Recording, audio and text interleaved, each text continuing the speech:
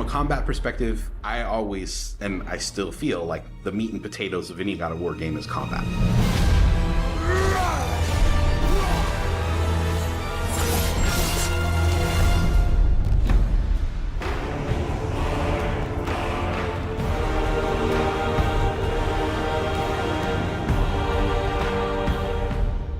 My name is Roberto Clemente. All my friends call me Bert.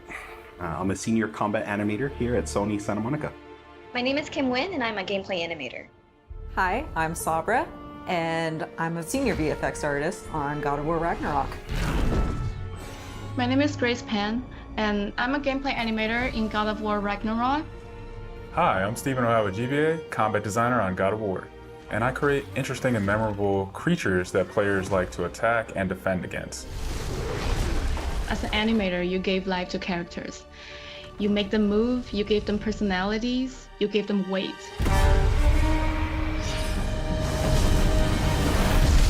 My role as a VFX artist is to put the power behind a move. You are in control of fire and earth and water and wind. Whether you are throwing your axe or on the receiving end of an enemy spell, VFX is what really gives the movement and the danger to every move that a character or enemy makes. I work really closely with the design team and the tech art team on this project specifically. We actually work a lot with camera, along with the guidance of our great camera team, so I find myself doing fight choreography sometimes. One of the most challenging parts about being a combat designer isn't the technical implementation of creating a creature, but it's really navigating that line between frustrating and engaging. We want to make something that makes players lean forward and focus and really try hard against that enemy and feel good about overcoming that, but we don't want to make them feel defeated if they can't figure something out. And then it feels rewarding when you win, not because it was impossible, but because it was fun and engaging. After the last game, we've heard the community cry out for more mini-bosses, bigger creatures, and enemy variety, and this time we really leaned into that. So in God of War Ragnarok, you're going to be traveling to all 9 realms, and each realm is going to have like its own theme of enemies that are very unique to that space. For example, in Alfheim, we're familiar with the Dark Elves, but this time around we're going to be fighting Light Elves, such as the Light Elf Warrior. One of the key learnings from the last God of War game is we don't have to think about the camera and how close combat is going to feel. We already have that knowledge, so we can build upon the close camera that we have, and we can iterate on enemies, creating more interesting scenarios. In the last game, Atreus was just starting to fight alongside Kratos, and he was learning from the master tactician. So in this game, he's trying to prove himself a little bit more, and we built upon those mechanics with him. The previous God of War, Atreus was still a kid, right? So he has a lot of dependency on his father. And for this game, you will see Atreus moving more independently on his own as a companion. In regards to VFX for Kratos, I think what the players really love is the powerfulness of it. When you are playing as Kratos, you really do feel like the God of War. And moving into Ragnarok, we want to really make something bigger, make it stronger, make it more of a spectacle. You want them to be like, oh my gosh, I didn't know that the Blades of Chaos could get even better, but look at that.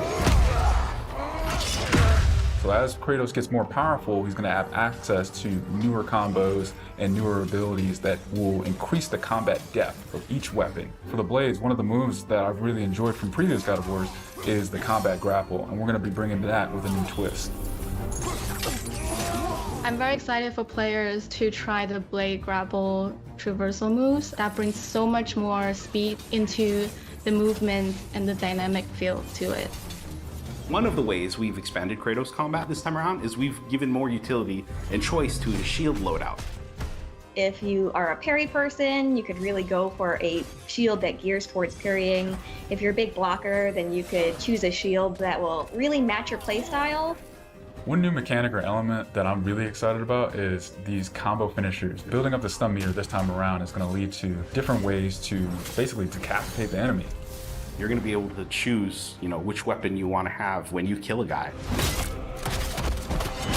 Another feature that we've added for Kratos is his new pre-fall attacks. You could jump off a ledge, and if there's an enemy below you, you could slam down on him. There's such an emphasis on verticality in some of these fights that it's super engaging. And as Kratos, now that you have so much mobility and that you can also take advantage of that verticality, I think it just adds such another interesting layer to a fight.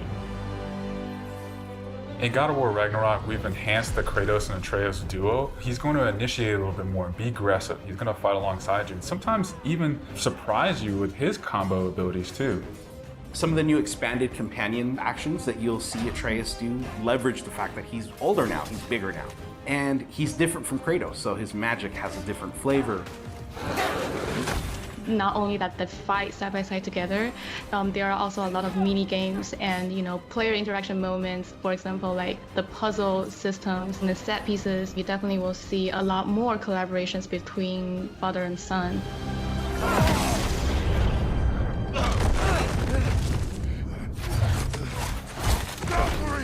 Odin must have sent them! There's so much that goes into building a big set piece.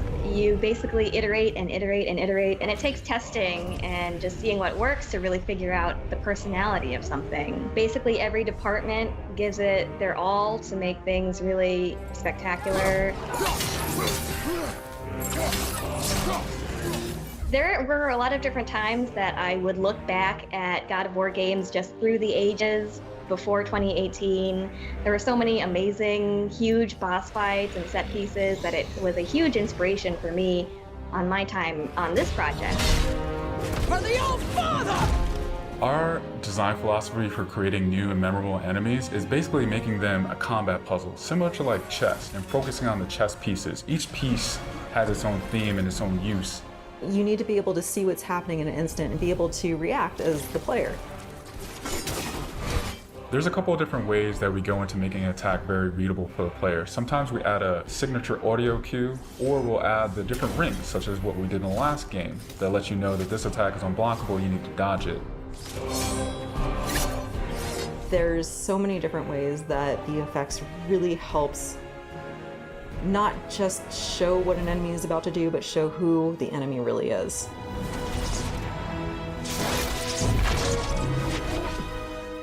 Everything you design has to be surrounding the essence of the character and a story. It's what makes it believable and memorable in the first place. I think what I'm most excited about is for players to experience the diversity of enemies that this game has to offer. You will be fighting everything from small little creatures to things that will take up the entire screen. All of their designs run the gamut. I think each one looks so much different from the next one, and each of them have their own play styles and their own little fantasies that go into it. And so I think if you are really into Norse mythology, you'll be very interested to see how Sony Santa Monica has taken some of these creatures and interpreted them for God of War.